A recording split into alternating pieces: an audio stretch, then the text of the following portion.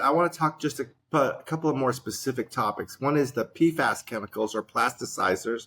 You call them the forever chemicals. They're in sparkling water, bottled water, fast foods, air fresheners, water and stain-resistant fabrics, yoga pants, personal care products, non-stick cookingware, and paper products that they wrap your fast food in. So tell us about how we can avoid the risk of the PFAS. Like, is there ever any reason to use your microwave? Should we just throw that away, or is there, Well, some safe way? I think if you microwave in like glass, Pyrex, it's fine, or good Okay. china. As far as the PFAS goes, I don't have a lab that I'm aware of where I can actually measure these in people. So Yeah. the only thing I can tell you is filter your water, either reverse osmosis or a carbon Yeah. ion system. That's about all you can do. Hey there, welcome to the Recharge Biomedical Podcast. I'm Dr. Edward Park, and if you're curious about regenerative medicine, you've come to the right place. We're diving into the latest breakthroughs in telomerase activation, stem cell exosomes, and all the cutting-edge science that's shaping the future of healing and longevity. Let's get started. Hi, everybody. Welcome to another episode of the Recharge Biomedical Podcast. I'm your host, Dr. Edward Park, and today we're very lucky to be joined by Dr. Greg Govett in Oklahoma. How are you, Greg? I'm fine, thank you. Awesome. Well, we have a ton of real estate to cover, so let me give you an intro and let people know who you are. So, Dr. Govett is a MD in ENT, which is ear, nose, and throat, or otolaryngology. So he does the hard stuff. These are the green berets of surgeons. I did a lot of rotations as a student and intern, and the ENT was really the scary stuff. I mean, basically the front of the neck and the shoulders is just tiger country, but they can get in and get in your ears, your nose. It is quite the elite profession. So he's a fellow both as a stem cell physician, where I met him in Miami, but he also is an ENT, a surgical fellow, and he was the president of the American Association of Environmental Medicine. So very lucky to be learning from him today. Did I leave anything out, Greg? No, I do some otolaryngology allergy. I do a lot of different things. You Yeah, bet. you do. And I was following the course of your career, and it seems like necessity was the mother of invention as you sort of pivoted. Like, you were seeing patients of yours get sick from pesticides, and you were seeing kids get sick and ear infections, and you must have had some problems with gadolinium because you dived into that rabbit hole. So tell us how you became a conspiracy theorist, how you became a believer that the environment wasn't the most friendly to us. Well, I was very, very fortunate in that I went through a very good training program in ENT down there at Tulane. I didn't realize it at the time, it was the third oldest otolaryngology training program in the country. And down there in New Orleans with all the mold and, of course, those lifestyles and the chemicals and everything like that, we had a tremendous volume of pathology. And when I got into the Air Force, I was a medical officer in the Air Force 30 years ago. My very first case of bad sinuses out of my residency program was on a 4-year-old kid who had basically been sick his whole life. And so just through dumb luck, we discovered that all of his problems were due to what he was eating. He was eating oats every day with Cheerios and oatmeal. And once we took the oats out of his diet, lo and behold, the kid didn't get sick anymore. This is And your child? no, it was Oh. when as a medical officer in the Air Force. Mm. And I then realized that I didn't learn everything in my training program that I needed to know. And Yeah. what was really cool about it was that I had a mentor. I wouldn't be talking to you today. He was the only otolaryngologist I was ever aware of who played football in the NFL before he went to medical school. He also just happened to be Farrah Fawcett's otolaryngologist when she was a girl growing up in Corpus Christi, for you Hollywood types out there. And I called up Doc and I said, "Have you ever heard about this?" And he goes, "Oh, yes." And I said, "Well, they need to teach me this in your residency program." He goes, "Yeah, I know. You get to learn it yourself." Nah. And so I began looking at the ENT's Allergy Academy, and lo and behold, the man that taught all the food courses was another otolaryngologist from Corpus Christi, and we all knew each other. So this stuff fell into my lap, and I've been running with it ever since. Yeah, I mean, I think medical training just gives you the vocabulary, but you got to learn the grammar and the body of knowledge, and it's always growing. I mean, there's a reason they call it practicing medicine and not mastering medicine. So I'm very humbled these days when patients bring me their Dr. Google search, because actually Dr. Google and all the AIs have gotten pretty good at sussing things out. So I don't see it as a threat. But let me ask you, so I went through your 5 presentations and you have I just want to give people useful tips so they can start their journey because they're not going to become master allergists. But you brought up an interesting point. I went about 6 months ago to a conference for pediatricians. I'm not a pediatrician, but over the 3 days, there was a lot of discussion about what's causing autism, among other things. Like the rate of chronic disease among children is skyrocketed. So, you have your people like RFK that are pointing fingers, but, everyone was pretty agnostic and pretty apolitical. And so the thing that I kind of grokked out of that or abstracted out was, okay, you got the neuroinflammation, you got maybe a vaccine contribution, maybe there's too many things at once challenging these kids and opening up the blood-brain barrier. There's food problems. Some people have like the oats, but other people have reactivity or sensitivity on and off to different foods. There's processed foods, there's mold. I mean, where do we start when we talk about what could be causing autism? Well, for the record, on the Hee Haw for Health PowerPoint I sent you, there's actually a bona fide autistic kid in there, and he was never vaccinated. And what's interesting is that, the kid's as autistic as you get. And what's interesting is that I had a PubMed article documenting all the chemicals in the cord blood in mothers born at your LA County Hospital out there where you are. And I can't find the damn thing anymore. It was on PubMed and I failed to print it off or download it. But it's the chemicals, it's the heavy metals. This little fellow that I have, and I've got his metrics on there. I've got 6 decades on that little guy, and he's got more stuff in him than I have in me. Oh my It's gosh. all the hydrocarbons, it's the glyphosate, it's the heavy metals. That creates the gut dysbiosis. It also has the Gut dysbiosis. the gut dysbiosis. Now, here you go. Once again, these kids with their autism and everything like that, they're getting a lot of that from the drinking water. They're getting it from the contaminated foods that their mothers are ingesting. Okay, these kids are in utero. Oh, And yeah. I know you do OB-GYN, and I'm Mhm. sure that some of your audience probably does the same thing.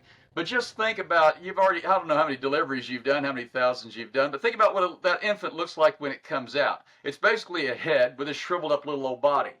And you have to understand that the hydrocarbon chemicals, mercury, arsenic, and gadolinium, and your mycotoxins all sequester in fat and neurologic tissue. And what you see coming out of the baby is just this massive neurologic tissue. There you go. I hear you. Okay, so all right, I buy that, and I agree. It's not just autism from vaccines, but what I'm hearing you say is like we're surrounded by toxins, and there's this slide from one of your presentations, and it shows like a keg of toxins, and you got your air contamination, sulfur, ozone, EMF, water, pesticides, food coloring, red dye number 30, glyphosate, whatever. And you got infectious things, you got biologics, you got all kinds of stuff. It can be for a lot of people just way too much cognitive dissonance, just fear, overload. But let's give them the good news, okay? So let's talk about the fact that, yeah, okay, there's some bad stuff out there, but your body is equipped to process that. Walk us through the P450 and the way that we get rid of most of our toxins. Well, there are multiple ways that we get rid of it. One of the most effective ways to get rid of hydrocarbon chemicals that we knew from the DDT studies of the 60s is through good old perspiration. And one of the problems that we're seeing with the kids nowadays is they don't exercise. They don't exercise. Playing this video game thing on their phone is not exercise. So people Isn't that interesting? I never would have thought that. So you're saying because they're not out there sweating, and playing slip and slide, that they're not getting the major mechanism of like, okay, Right. so that's a game changer. Yeah, that makes sense. Okay, so I thought it was like the liver was not working, but you're saying that's a fundamental part, just sweating that's it one out. of the things. And then you've Yeah. got your genetic abnormalities with the MTHFR thing that you were talking about, which I think affects about 75% of humanity. I think it's an autosomal dominant trait where people don't make enough glutathione. Yes, sir. And I sell the glutathione. I've heard great come to Jesus stories. So you've mentioned 3 of these pathways. Let's talk about that. So MTHFR, which is MTHFR, that means you don't make glutathione production, which kind of dampens the smoke from the mitochondria and other toxins. Right. It's a master antioxidant. What's CYP variant? The cytochrome P450 variants are how your liver metabolizes chemicals, and obviously that Yep. was all worked out from the pharmaceutical industry side of things. And then Mm. you got the COMT, which is the neurotransmitters. But I think a lot of those neurotransmitters originating from pathology in the gut. That's where they're all synthesized. So you get That's what I'm getting too from these experts. They're like, well, many lectures about like Bufo. What was it? The bacteria that when you're a newborn baby, healthy, breastfed, you have the bifidium. What was this called? Firmicutes. Oh no, it starts with a B. Oh my God, I have aphasia for There's some reason. But bifidobacterium, and then there's I can't remember all the bugs. yeah, but anyway, so The you're right. microbiome. Mom is toxic. Mom's breast milk has Right. all the heavy metals and whatever PFAS chemicals. But if you have a baby that was born by C-section, not vaginal, and if it's formula, not breast, then that good bacteria, the bifidobacteria, isn't there to establish its dominance. Nearly 100% of the microbiome. So people are correlating that. I'm suspicious of one explanation for everything, but they say, well, look, your bifido goes down as you get older. This is the cause of everything. But that particular thing of the infant gut permeability begetting all the other bad stuff, I think that's real. Very much so. We finally got the medical school into the stadium that the microbiome plays a large role in human pathology. And believe it or not, the psychiatrists are leading the charge because they're starting to realize that their neurotransmitter theory of psychiatric disease has been refuted. And now they're starting to realize the gut bugs are screwed up. And so at least we've got those guys in the stadium. Maybe we can get them on the field with us some decade. No, I mean, but it's hard, because as good little students, we're trying to get our grades and answer what the teacher wants, and it's so much received dogma, and so the rate of change for the profession is slow, because someone might publish 1, 2, 10, 100 papers on the use of vitamin K2 with D, and it doesn't percolate down to us because we're so calcified in our own practice. So, and what did we get? Like a couple of hours of education on nutrition, if that. It's mainly vitamin deficiencies, Yeah, I was very fortunate in my medical school. I don't know. My medical school, I actually had a burn unit, and as a medical student, we wrote the orders for TPN in the burn unit, and so we were taught as pathology students in the second year about nutrition by the surgeon that ran the burn unit. So I was very lucky, very, very lucky to realize the importance of nutrition. You got to heal those burns. And some of those people were requiring 12,000 calories a day. It was incredible. Well, that's the thing about, okay, so TPN, for those that don't know, is total parenteral nutrition. Parenteral means away from ingesting in the gut.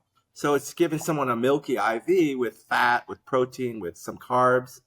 And, it's a miracle that we're even alive, because if we were in charge of really our own kidney and our liver function, we'd be dead in 18 hours, So I think there might be a God. I tend to be agnostic, atheistic. But when I think about like how much it takes to keep us alive, and then, the thing that really convinced me, other than, the kind of the feelings you get, is talk to us about the stapes and the 3 bones, like, how in God's name, no offense, would a person, if you were to design a mechanism for hearing, right? The eardrum vibrates the stapes and the other 2.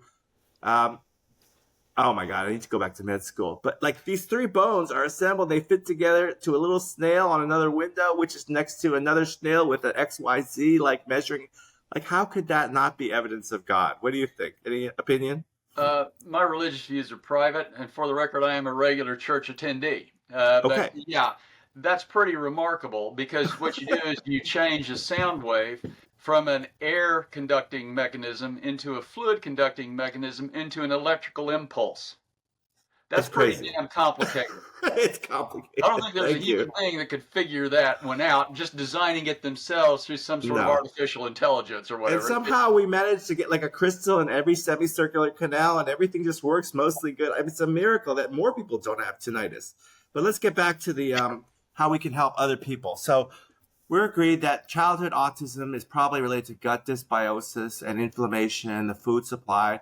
What's your feeling on like, okay, now I didn't really understand what you were saying about your presentation with chlorinated pesticides. Are those still legal? Are they in use? Oh yeah, Oh, DDT's been banned.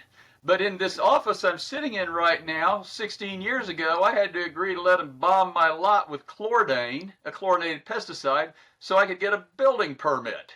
Oh, geez. So And that's they wouldn't take anything, the diatomaceous earth thing, dig a 18-inch by 18-inch trench and fill it with diatomaceous earth. No. I had to bomb it with chlorinated pesticides. so people think, oh, farm life, it's so bucolic and peaceful, but I've seen some major toxin loads from people who grew up on the farm. I mean, tell us about what's on the farm. Well, the biggest problem you get into is the farmers used to be the healthiest people we had in the country. Now they're the sickest because of the chemicals being used out there. It's not Yeah. just the glyphosate. They're now putting Agent Orange, the infamous herbicide from Yeah. Vietnam. You can go buy that at your big box retailers called Scott's Weed and Turf. And so that's in the food supply now. The GMO foods, they've begun to get Roundup resistant weeds, so they added Agent Orange into glyphosate into the seeds. And so that sets it up. And we know that those things are neurotoxins as well as GI toxins. Oh The yeah, I see glyphosate, Vietnam veterans who have issues from that, but also obviously the poor Vietnamese people. But let's dial it back so people can sure, have a rudimentary understanding of what we're talking about, right? sure, So pesticides are to kill insects, right, but herbicides are to kill weeds that compete with the money crops. yeah, So they attack the germinating little weeds, and they do so in a very specific way. So people who are clever, like the Monsanto Corporation, DuPont, they figure out a way to poison those germinating competitors. And so a lot of the seeds around the world have been kind of like specialized to be resistant to this, so they can just spray the fields and get better yields, right? So that's really what we're talking about, right? It's the use of, I don't know how prevalent atrazine is, but glyphosate for sure, the Roundup is out there a lot. It's in all the California wines. It's in all of us. Well, for the record, the glyphosate and the Agent Orange are incorporated into the seeds of the corn, soybeans, canola. They're trying to put that in everything. Here they're trying to put it in cotton. And so it's what it is. It's actually in the seed. And the problem with the seed oils, the soybean oils, the corn oils, the canola oils, when you eat that stuff, you're eating Roundup. You're eating Agent Orange. Ah, that's the connection. Yeah, because I got a guy with neuropathy, and he used to take steroids, and they were like mixed or diluted with seed oils. So that's where the shade comes from in terms of the seed oils. They're concentrators of glyphosate. Right. Ah, that makes sense. Thank you for teaching us that, or teaching me that. So yeah, I didn't go to my reunion for college, the 35th this year, or last year, because it was just a political rally. But they asked at the end of this 5-page questionnaire, "What are you most worried about?" And I said, corporate control of the food supply. Because if they feel like it's good for them to GMO the seed, they'll do it. If they want to add a plasmid or mRNA in there, they'll add it. And Smithfield, that makes most of the pork in this country, was bought by a Chinese interest like 3 years ago. Mhm. It's really, when you have control of the food supply, you can do whatever you want. Yeah, and they're injecting pork and everything with mRNA vaccines of some kind, and we already know the damage those things do. We're getting into trouble pretty quick, and I hope that old RFK can do something about it. At least we got somebody who's aware of it. That's the most important thing, not somebody who's on the take from it. Well, I go to Texas quite a bit because I'm licensed there, and I fly into the airports named after various people who've worked in the government. And it just makes me sad. Like a couple of days ago, they rolled out some disclosure about JFK. I had the pleasure of sitting next to the chief resident at Parkland, I think it is, when they brought in Governor McClellan. And he's the one who operated on it. His guy lived because it was only like a liver lack or whatever. But he would spend his life researching the JFK assassination. He didn't have nearly the materials that were declassified 2 days ago. But he was convinced that it wasn't a lone gunman. But, it's like people have this cognitive dissonance. Like they can't even think of the repercussions of whether there was a conspiracy. So they came up with this term conspiracy theorist. And the minute you slap that on someone's forehead, you can just disregard anything coming out of their mouth, it seems. True, and for the record, I have done my own research as to JFK's putting bits and pieces of things that I've picked up from other things together, and I'm not going to say anything publicly. Well, it's not a rabbit hole that millions of people have gone down, but it's almost like, well, let's go back to the point of let's just finish up on industrial farming. So Right. you can't really get what's wrong with glyphosate. I know it was originally an antibiotic, but what does it do to your cells that's so toxic, do you think? What glyphosate does is it does the number on the microbiome.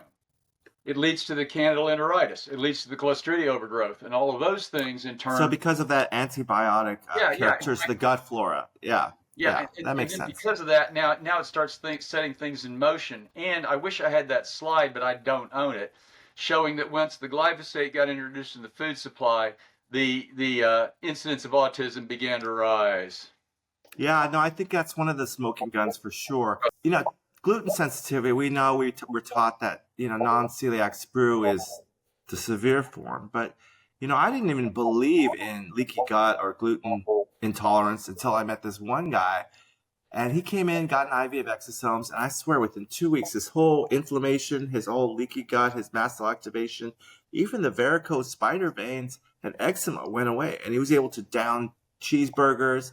And he went from basically a form of sprue where he had diarrhea and cramps, gas all day.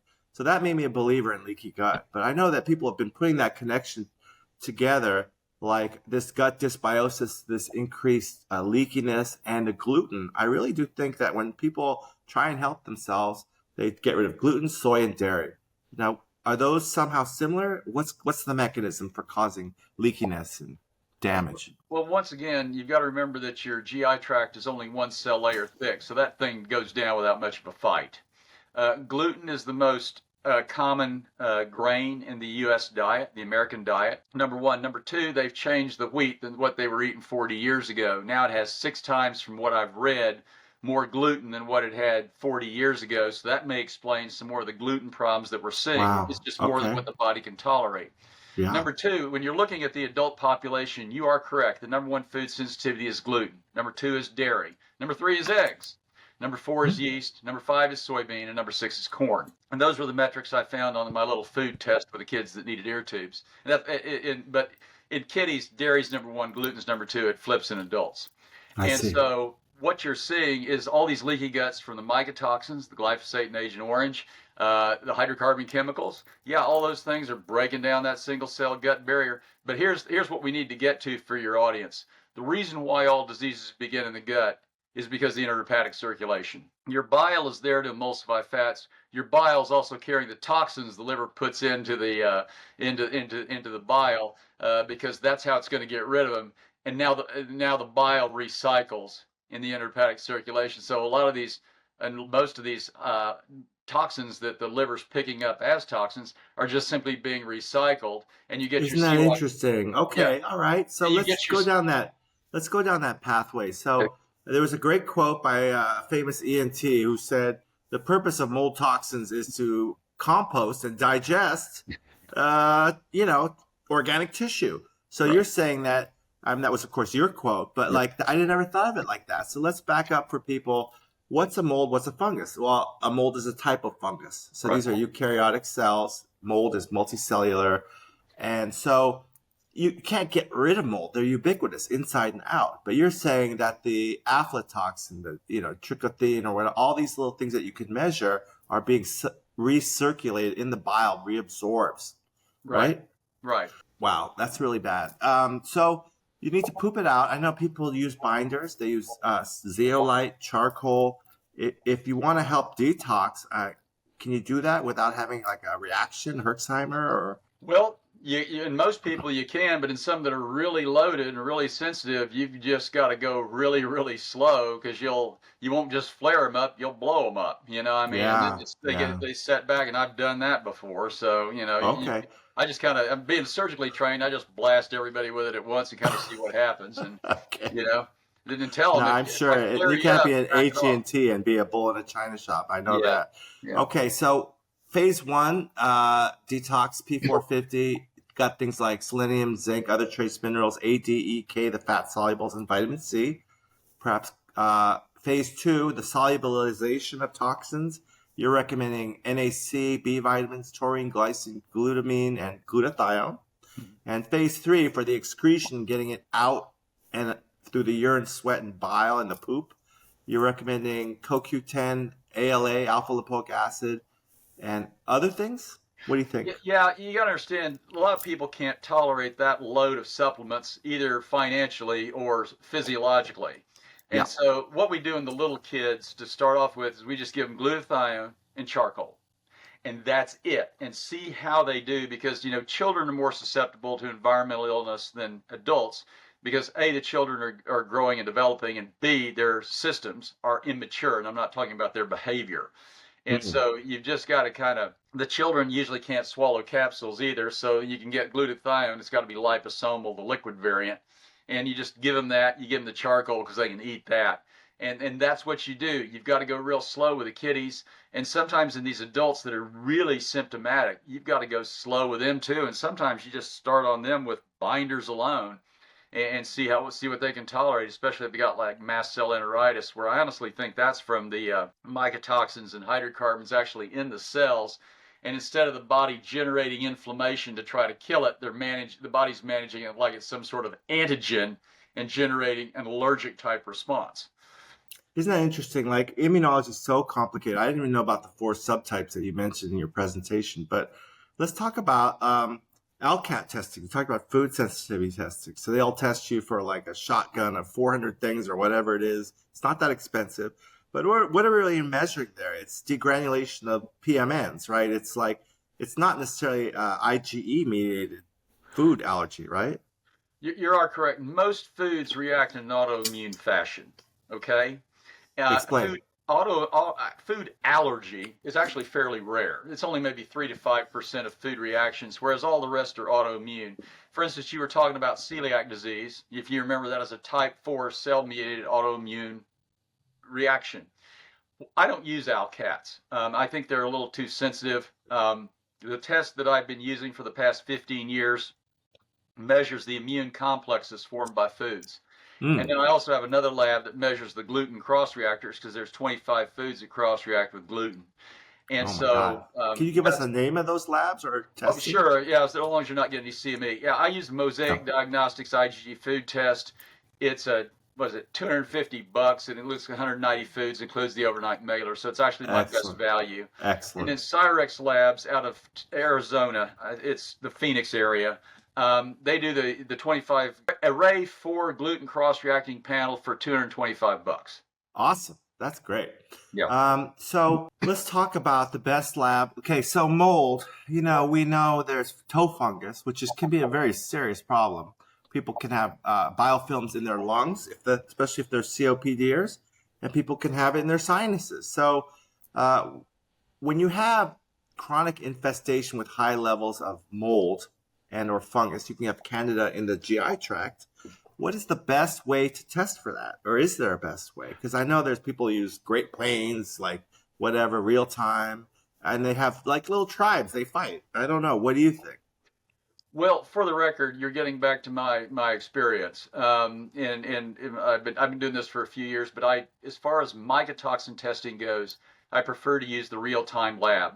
And the reason why I prefer to use real-time labs is not only was it the first mycotoxin lab, but it was one of the men that started it was one of my microbiology professors from medical school in Lubbock, who was basically the mycotoxin researcher for about 30 years in this country. And this guy was so stiff you couldn't tell him jokes. So everything was very scientific, very much on the up and up. There was no BS here. And of course, the real-time lab is also the one, they're doing a lot of the research themselves on that lab and using that lab. It got bought out by US Biotech, but it had to do with the ELISA testing, the fact that they were, doing the research with it. Great Plains has a good, or Mosaic has a good mycotoxin test. But contextualize this for me, because as a layperson, or I'm thinking one thing. As a doctor, people come in with their list of they got the okra A, okra B, aflatoxin, trichothene, or whatever, and you can't really follow this like a glucose level or even a hemoglobin A1C. Like, is this an endpoint that people should be treating? I mean, obviously, if you're way out of range, that's a different story. But what's your opinion on using that as a clinical marker for therapy? Well, first of all, you need to prove. My philosophy is, because these people are going to be paying for it out of their pocket, you better prove to them what's wrong with them. And so by using a lab that has passed all the CAP and CLIA accreditations, now you know it's real. And so I always get a test. I won't treat without testing. And then what I do is I treat for a year and then I follow it up with a repeat A urinalysis year. Oh my test. God. Yeah. When we were at that conference in Miami where we met, the guy was talking about treating for 6 months to a year. Now, I ordered this Beggy, bacitracin something, gentamicin nasal spray. Is that a waste or is that helping with the nasal film, the sinus mold? Because I have a CPAP and I suspect I might have low grade mold up there. We age because our telomeres shorten and our stem cells deplete. But what if we could support both? I've been taking TA65 for 17 years. It's the only supplement I trust to support better mood, better sleep, and exercise recovery. And at age 57, I don't have any gray hair and I don't need reading glasses. TA65 is available now. Go to rechargebiomedical.com/TA-65 and enter promo code RECHARGE10 to save 10% off. I've changed the way I manage my sinus patients. Believe it or not, this is kind of embarrassing for an otolaryngologist, but I'll admit it. I was on a webinar earlier this year with another otolaryngologist in Atlanta, Georgia, who does a lot of mold work too. And one of the things he brought up to the audience was that the sinuses can be a reservoir for the mold and the fungus that are continuing to secrete mycotoxins and seed the system. So what he started doing was CT scanning all of his mycotoxin patients, and he's got about a 50% hit rate on it in finding persistent inflammation in the sinuses. And so then what he does, he basically goes in there because he's an ENT guy and opens up all the sinuses. So now you can nebulize antifungal stuff up in there and kill that out. Because I was always real good about killing the fungus and the mold in the GI tract because you got to swallow 2 to 3 times to stay on this side of the grass. But I was basically ignoring the sinuses as a reservoir for mold and fungus. So you came to shift your position as we do earlier last year. That's just another thing I do. I added it on to what I was already doing. You got to do that. All right. So I didn't waste my money getting the Beggy. I actually had a colleague who is a DO, and she's like, what you do is when you get on the plane, when you first get to atmosphere, your sinuses are relatively empty. That's when you put the Beggy in, and once before you land. So that's a compounded thing that the pharmacists know about. So cool. So there is something to the biofilm. And so speaking of biofilm, I have a friend, you just heard him talk in Miami, and he does EBOO, and I know you do EBOO. And so for those that don't know, extracorporeal blood oxygenation and ozonation, they have like these high quality dialysis filters to trap the crud in your fish tank, so to speak. And then they blast it with ozone and your blood comes back real bright red. But in theory, yes. In practice, probably. What's your opinion on cleaning out the blood and the biofilms when people have mold, when people have Lyme, which may be engendered by mold and immune dysfunction? Have you seen EBOO move the needle for a lot of your people? What EBOO is I tell all the patients, if ozone's toxic, we're all dead. But the ozone therapy is simply an adjunct to what you're trying to do, because when you're dealing with environmental patients, you have to remove the xenobiotics from the body. But as you well know, in chronic inflammation, the body tends to shut down and reduce the blood flow going into an organ that's getting chronically inflamed and attempt to wall it off and kill it. And what the oxygen does is it helps to increase the penetration of the ozone, the oxygen into the tissues, so that things can be mobilized and things can get out. One of the things that I've found is that for people that have quote unquote diagnoses of Lyme, I sure find a lot of positive mycotoxin urinalyses. And we had one fellow from Western Oklahoma last year. It took about 4 or 5 EBOO treatments. He was feeling real good, but then we got the mycotoxin test on him and realized, yeah, he had those too. And so he's been on his protocol there. We haven't seen him back, so he must be doing pretty good. But it's all, the ozone just serves to jumpstart. It just tries to get the blood vessels that are constricted opened up so that tissues can be perfused, and therefore the glutathione, the things used to try to mobilize whatever is in the tissues out, they can actually work. So, I know our colleagues showed long clots and whatever, but you think there is like appreciable blood filtration and removal of large particulate matter then from the process? Yeah. I know your colleague. I attended his lecture when I was down there, and the truth of the matter is that they're trying to promote EBOO for the use in these COVID vaccine, or I call them COVID shot injuries. And I thought that's what it would be used for when I first learned about it about 4 years ago. And once again, I need some metrics here. There's no treatment of medicine 100% successful. How successful was it in getting rid of these spike proteins and these measures in these patients that have been injured by the shot? And what was the failure rate with it? If you say, Yeah. well, we had a 60% success rate and 40% failure rate, good, we can still offer it to somebody because it ain't 50-50. No, absolutely. All right, well, let's pivot a little bit. I want to talk just a couple of more specific topics. One is the PFAS chemicals or plasticizers. You call them the forever chemicals. They're in sparkling water, bottled water, fast foods, air fresheners, water and stain-resistant fabrics, yoga pants, personal care products, non-stick cookingware, and paper products that they wrap your fast food in. So tell us about how we can avoid the risk of the PFAS. Like, is there ever any reason to use your microwave? Should we just throw that away, or is there, Well, I think some if you safe way? microwave in like glass, Pyrex, it's fine, or good Okay. china. As far as the PFAS goes, I don't have a lab that I'm aware of where I can actually measure these in people. And once again, just like with my chlorinated pesticides and just like with my Tox Detect from Mosaic, I like to be able to measure things and have some sort of metrics that these things are there. I know Mosaic's working on that. We about a year and a half ago, we had a little webinar thing. They had 3 or 4 of us on there. Goes, get us the PFAS chemicals for your Tox Detect. They go, yeah, we already know that. We're working on it. So Yeah. the only thing I can tell you is filter your water, either reverse osmosis or a carbon Yeah. ion system. That's about all you can do. Or distillation is the Yes. gold standard. Yeah. No, I have a reverse osmosis. I didn't realize I need to add back minerals though, because I think that really makes a difference too. But Well, let's talk about, yeah.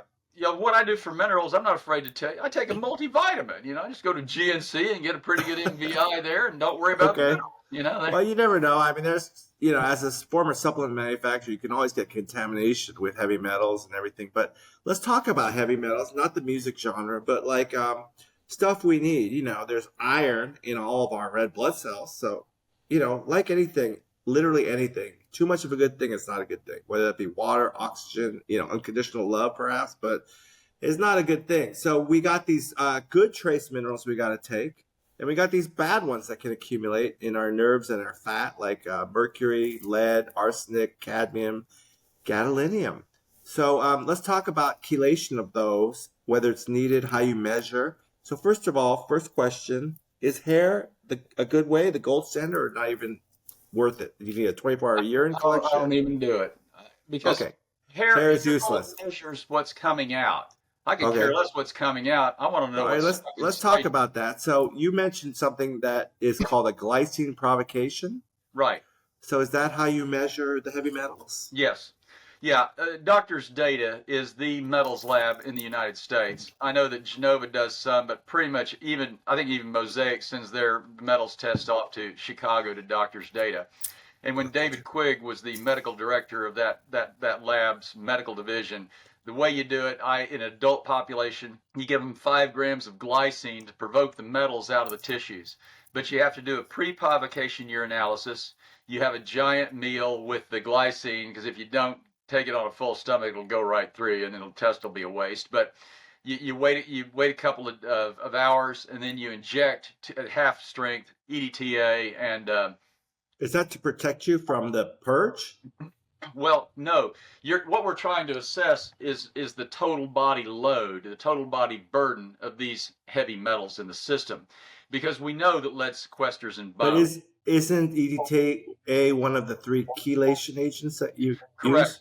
Yeah, calcium EDTA is the FDA-approved chelating agent for acute lead toxicity.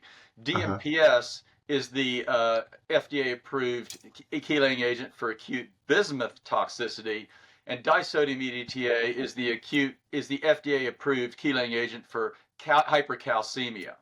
So we just use these in an off-label fashion, which, contrary to what you might hear on the social media, we have absolutely legal standing to do. It's in the FDA regs. Hmm. So I prefer to use the calcium EDTA to evaluate my environmental patients. And of course, I use the DMPS to treat people with bismuth, arsenic, and of course, mercury elevated burdens. Okay, so you're talking about I wouldn't say esoteric, but a specialized field of medical practice that not your regular GP is not going to feel comfortable doing. So No. how can people access the system if they, grew up on the ranch or been eating marlin swordfish all their life? Like, how can they get into be tested? Well, you have to find someone somewhere who actually knows how to do it, knows what they're looking for. And of course, the problem you get into with the conventional practice of medicine, they're never looking at why anything's happening. But these heavy metals, I mean, with your fires out there, it's hard telling what got released in the atmosphere. But just think about it when the houses and the computers and the smart TVs and all that stuff combusted, what got released in the atmosphere. Yeah. And so, yeah, if people start having, because they're all neurotoxins. So if you start getting weird neurologic symptoms, I'm not talking about psychiatric stuff isolated. I'm talking about dysautonomia. I'm talking about all these strange visual things. I mean, it could be your balance. It could be anything, heart palpitations, all these weird things. You need to get evaluated for those because once again, your heavy metals are all neurotoxins. Yeah, no, for sure. I have a wonderful patient who's been doing a lot of exosomes with me, and he used to eat a lot of fish, the predator fish. So he actually blew out all his veins from doing the chelation, kind of a DIY guy. And he had a lot of neurologic damage, other problems. And so he's starting to come back from that with the angiogenesis and whatnot. But yeah, his veins were totally shot just from the chelation. And he had Mad Hatter's disease. Like there was a time when it was coming out of him where he was disoriented, couldn't walk, couldn't think. So it's very scary. I mean, it's not something you want to be doing at home. I think. Yeah, Are yeah. there people that are boarded and can do this in a way that's accessible, or are they at the top of a referral pyramid that's like 2 years? Well, for the record, none of that's covered by your health plan. So just find somebody who knows how to do it. You get to pay for it out of your pocket. You got to remember Well, I mean, I don't think $250 is not going to break the bank, but I'm not hanging a, EDTA on myself like this guy did, like, or DMSO or whatever. So, how is there like a nice place like the American Academy of Environmental Medicine where you could refer us to colleagues? Right, yeah. The Environmental Medicine Academy, we just had our annual meeting in San Antonio in February, and one of the pre-meeting workshops we had was on chelation. And pretty much all of us that do the chelation, just to kind of stay out of trouble, if you will, use the American College for the Advancement of Medicine's protocols, which is what the NIH went to so they could prove that the chelation therapy for cardiovascular disease actually worked when they were planning on it just being proven as quackery. And what they found was that we're pulling the lead out of everybody, even though you're using disodium EDTA, because think about it, the lead sequesters in bones. What happens as you get older? Your bones thin. Where does the lead go? Back into circulation. Yeah. It's not rocket science. No, it's not. Well, let's talk about rocket science. And we know that prominent German citizens helped form NASA. So, if you go back to Dr. Strangelove, it's kind of funny. The movie talks about, this general who goes crazy and thinks that the communists are poisoning the water supply with fluoride. And I've heard that, fluoride can be a production byproduct of steel smelting and other pesticide and other products. Like, why did they put fluoride in our water? Was it a good idea? Why did they stop a couple of months ago? Well, here you go. This is the way I understood it. Sometime in the 50s, they had an industrial leak of fluoride into the water supply somewhere back east.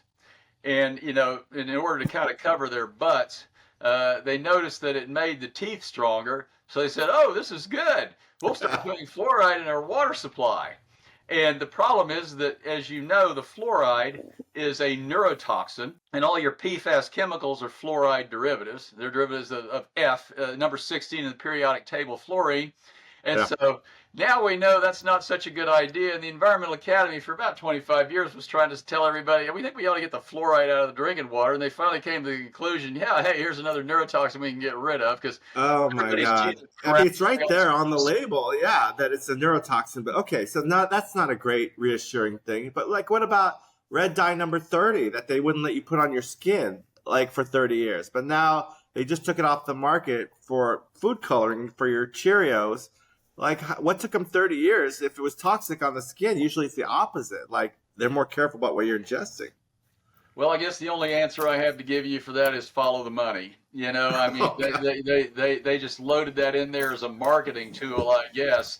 And, So they and just told you that whatever was poison was good for you, so they could monetize it, get rid of it. All right, well, that's let me give you a little quick anecdote here. I'm about 3 or 4 miles from a major military installation called Tinker Air Force Base, and their uh-huh. base housing out there was all moldy and contaminated. It was horrible.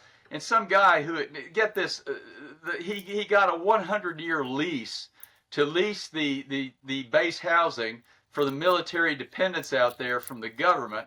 So they were kicking the money back to him somehow. He wasn't doing anything with it. So he tried to tell everybody, this is mold. It's just in the atmosphere. Of course, these buildings are all like, their mold counts are higher inside than outside. He's trying to tell everybody there's not a problem there. That's the same problem you're getting into with these generally recognized as safe additives in the food. Oh my God, generally recognized as safe. Generally by who? Recognized how? Like, Like whoever put it yeah, in. no. I mean, usually I used to think of grass as something good, but maybe it's like the label conspiracy theory. Just don't pay no attention to the man behind the curtain. Well, let's talk about, because that's the point of contact, just winding down for a lot of people, right? There's water, there's floods, there's fires. I had an apartment fire 3 months ago, and the bill came at 160 grand for water and mitigation. They said you're still on the hook if there's mold. So let's talk about that. It gets in the drywall, it gets behind the fridge, and it's this black mold is usually the culprit. And what are the toxins that it releases into the air? Well, here's the problem with the mold in the buildings is that in order to have a sick building, there are usually two species of mold present. One is Stachybotrys. Yes. Stachy is not an environmental airborne mold that people you can test for. You can't test for it with skin testing or RAS testing or anything like that. The other mold found in these sick buildings is Penicillium, and the Penicillium you can, because that's an environmental mold. But usually the stachy is what you find in these moldy, water damaged buildings, and it's your DNA. You've spent some time in one, and it's global. I had one of those Air Force officers over there a few years back, get contaminated in a moldy building in Dubai or Bahrain or one of those places over there in the desert. So these mold spores can stay alive for 3 years, and so when they get into these buildings, they start secreting the trichothecene class of mycotoxins. Those get into your system, sequester in fat and neurologic tissue, start breaking down your gut barrier. They can break down your lung, even your skin, certainly your blood brain. And then they just start composting you down, because my theory is that the body picks up these chemicals as toxins and tries to kill them with the usual stuff like it's some foreign bacteria or something like that. But as you well know, they can't be killed. They're not alive to begin with. So all you end up with is this chronic inflammatory state that just persists and persists. And we know from the DDT studies of the 60s that xenobiotics distribute unevenly throughout the body. And then they can switch around simply because, we know the fat turns over every 5 to 10 years. Yeah. No, there's a beautiful slide where you show it goes into the liver, but then to the nerves and to the fat. The Right. fat really, that's like I was saying, anything could be poison, like the A, D, E, K vitamins. You can get toxic on those. Right. But I think you're alluding to a greater thesis, which is that mold creates these toxins, which creates immune dysfunction. So the coincidence of that with Lyme disease, I mean, it's very suspicious, don't you think? Do you think Lyme can exist without immune dysfunction engendered by mold? I don't think that it can. Getting back to the immune dysfunction, Big Pharma uses a mycotoxin called mycophenolate acid that is psyllium, and that's CellCept. Yeah. So, as a matter of fact, on that PowerPoint that I need to consolidate a little bit better, everybody that admitted to me that they had COVID was positive for mycotoxins, that I tested for mycotoxins. If they had COVID, they were positive. So I think, and I don't think I ever had COVID personally, because I found out I had mycotoxins in me in 2019, went on the protocol. I don't think I ever had it. Now, that doesn't mean I didn't have a subclinical infection. It just means that I didn't have clinical COVID. Mm. And so I'm thinking that might be one of these things that you use to boost your immunity, because as an otolaryngologist, I got into all this stuff because I got sick and tired of being sick and tired with this crud that I'd get 3 to 4 times a year and stay sick for 2 to 3 weeks. That got old. For sure. And I think if we're talking about the happy rainbows and the bright sunsets, it's like, what kind of things can we do to boost our immune system? Because if you got a strong, resilient immune system, you can fight off some of this ubiquitous critter. So Yeah, I guess good sleep, right? Good thoughts, like exercise. Like apparently you're sweating out. I didn't even realize. You gotta have good nutrition, normal bowel movements, a good gut barrier, right? Not a Yep. tight junctions. What else can we do to mitigate our risks and improve our immune system? Do you think the mushrooms help, like the lion's mane, the reishi? What do you think? Well, the first thing I did to boost my immunity was get the gluten out and minimize the dairy as much as possible. I've never been a big fan of eggs. And so the one thing that I do is I do understand that about 70–80% of our immune system is our gut. And one of the things that I do is a daily prolonged fast of only 12 to 16 hours. Because as you know, it's going to take about 3 hours to get everything out of your stomach, about another 3 hours to get all your foods basically into the GI tract, and the foods will always stimulate inflammation. Hmm. That's the one thing you find on the Mosaic IgG food test is they may just have a little bit of inflammation, but it's the ones that give you a whole lot of inflammation you Isn't need. that interesting? Right. Wow. So just eating is always a little bit of a crapshoot, a gamble. Right. Okay. And All so right. you've got to give your gut time to just rest and digest, like you give everything else time to rest and digest. And that's what that 12 to 16 hour fast will do. I love Filter that. your water. Everybody needs to be filtering their water. Okay. Filter your water. No more plastic bottles. Don't microwave your plastics, your styrofoam, your Right. paper. And then what else? Air filters at home. Good. Air filters can help, but one of the other things you really need to be doing too is like I said, you need to be on some probiotics. You need to be on some multivitamins. You know, I take glutathione and its precursors, NAC, N-acetylcysteine, and methylated B vitamins. I do Oh. all that stuff, some vitamin C, just to try to because the food is depleted. You need the magnesium, you need the minerals, you need all these things. Hmm. Just try to, and it seems to work. I mean, hell, here I in the mean, office. yeah, I just started taking this morning.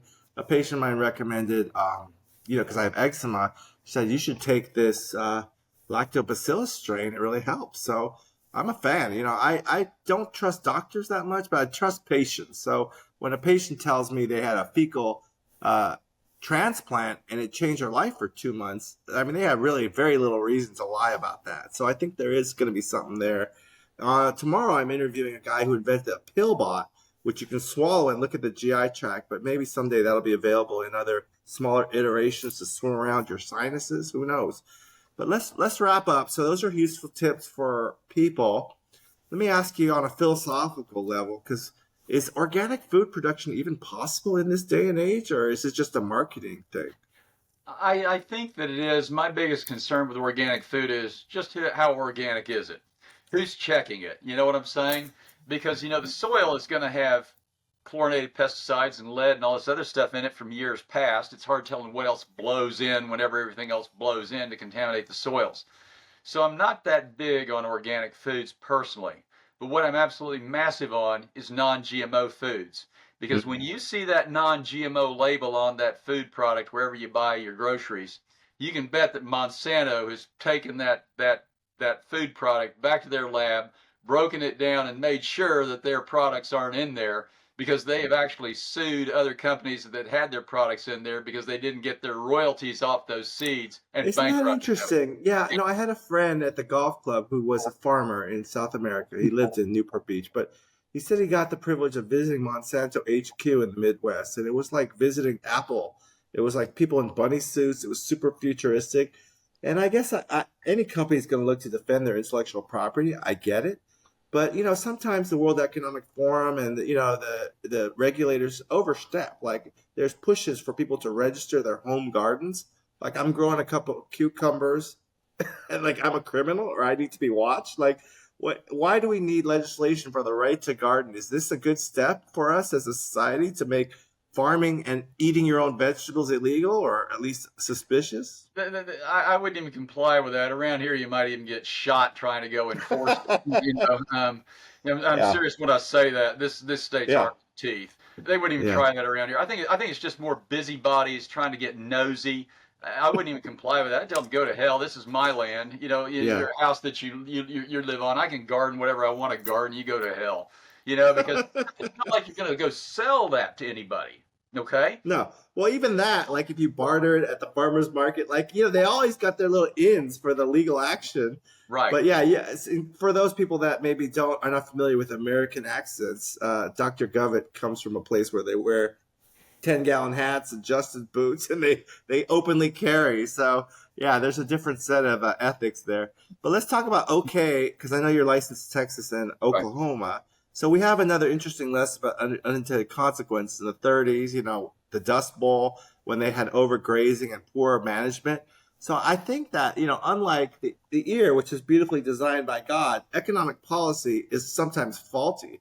And we saw that there are inadvertent consequences. Just 3-4 years ago, the entire government and economy of Sri Lanka went under because they said you had to grow organic and not use these pesticides. So, I sometimes wonder if the feedback loop between regulatory, between corporate, between farmers, whether they be corporate or family, is what the feedback is not there. Like, we need to be able to make things that are safe, increase yield, but also don't inadvertently collapse the economy. I mean, how can we engender government to be less about intellectual property and lobbyism and more about protecting us as citizens? I'm not sure short of revolution, simply because, as we found out, everybody's funneling money into the government to get favoritism. And that's your biggest problem. We have a problem here. I'll give you an example. I talked that hee-haw lecture when I sent you that thing. That's the thing that they do for all the vaccine injured / autistic kids, because this lady raises donkeys out there and they sell those kids donkey milk because it's got a lot of probiotics, and they use a lot of donkey milk in Europe, and it's very healthy for all these kids with bad guts. Oh my God! I thought I was thinking like that Nashville comedy roundup show from the 70s. This is about donkey milk. Okay. Now I'm back on your page. What happened was that I thought it was the FDA giving this gal crap about not selling that. She was saying they were trying to shut her down.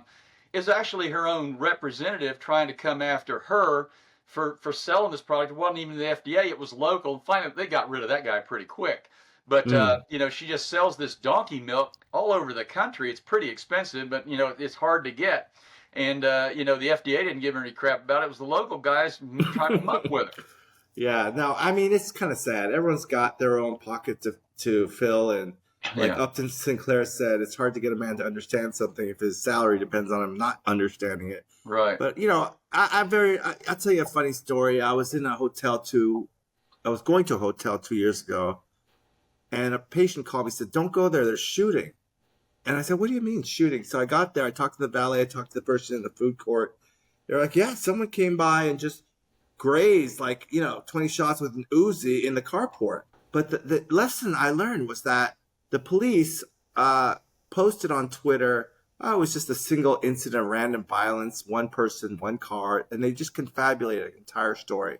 And so that idea that people are kind of honor bound to tell the truth, I think is a thing of the past. I think the ethics of journalism, a thing of the past, if they were ever there.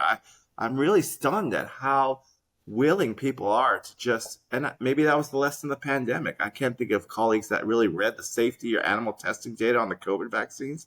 And I think it's an inadvertent positive that people don't trust doctors anymore. And I'm saying that as a doctor. I think it's an even bigger plus that the pandemic taught everybody don't trust the government. I mean, good grief. That was fabulous. You never should have been trusting doctors all along, especially now, because they're the ones that are, believe me, I'm in my scrubs. I'm on call right now. I've already made my rounds out at the hospital out there, and the hospital administrators telling all these doctors what to do. And by the way, all of Fauci's edicts for COVID were illegal. The Supreme Court ruled in 1962 that the CDC and the FDA cannot regulate the practice of medicine. Therefore, the federal government cannot regulate. Right. And forget about the Nuremberg codes, like forced human experimentation. But people get in their fear chakra and they get in their tribe and they'll support anything. It's insane, really. Yeah, just being who I am and my genetics and everything like that. We can talk about that over cocktails next time we meet. No, I never went along with any of that. Of course, I was on the ground floor of AIDS. Fauci was running AIDS. He screwed all that up. I was down there at Tulane where they were trying to invent an AIDS vaccine on chimpanzees at the Tulane Primate Research. Oh my God. Did you hear never that could do it. conspiracy theory doctor? What's his name? He talks about Tulane and JFK and the SV Oh, 60. golly. Oh my God, that's a rabbit hole. I don't even suggest you look at that. That's truly disturbing. Well, for the record, my wife went to high school. I think it was even one of her high school classmates with the granddaughter of Carlos Marcello. Don't know who that is. Is that the guy that was involved with the mysterious disappearances? They thought it had something to do with the assassination of JFK. Oh my God! Don't get me started. Yeah, kidnapped and flew him down to Guatemala or Honduras and left him in the jungles down there, and somehow he made it back to New Orleans. Let's climb out of the rabbit hole while we still can. But yeah, no, that one lecture at a Bitcoin conference in El Salvador, that freaked me out because they got an MD guy talking about, I knew Helen this or that, and it's like they're making viruses and they're making simian virus and it's the vaccines and all this solid tumor. That is a rabbit hole that's truly scary. But anyway, great respect for what you do, your profession, your passion, integrity. Thank you so much. Yeah. And if people want to get in touch with you, I know you probably can't see them personally, but what are the resources they can do to learn about how to test and assess and mitigate? A lot of this stuff is protocol. I know the American Academy of Environmental Medicine has their instructional courses and their teaching aids and things like that. Basically, try to find somebody who's actually had that kind of environmental training wherever they are. And there are a bunch of people out in California, there on the West Coast with you that know how to do it. And I don't know where all your audience lives. It's just trying to find somebody that knows how to do it. Believe it or not, they know how to do it in Dallas, but in San Antonio, but they don't know. There's nobody doing environmental medicine in Houston, of all places. It's massive as that place is. Petrochemical, yeah, it's a big urban center. Yeah. All right, well, that's good. Well, thank you for being so generous with your wisdom. It's been really fun talking to you. And Dr. Greg Govett, appreciate you. You bet. Good seeing you. Hope to see you again down at the stem cell meetings. Cheers. Thanks. Thanks for tuning into the Recharge Biomedical Podcast. If today's episode got you thinking, you'll love my book, Exosomes Songs of Healing. It's packed with cool analogies, full-color illustrations, and all the science you'll need to understand how exosomes are changing the game in aging and regenerative medicine. You can grab it in paperback, ebook, or audiobook, whatever works for you. Now head over to www.rechargebiomedical.com to check it out. And don't forget to like and subscribe so you never miss another episode. See you next time.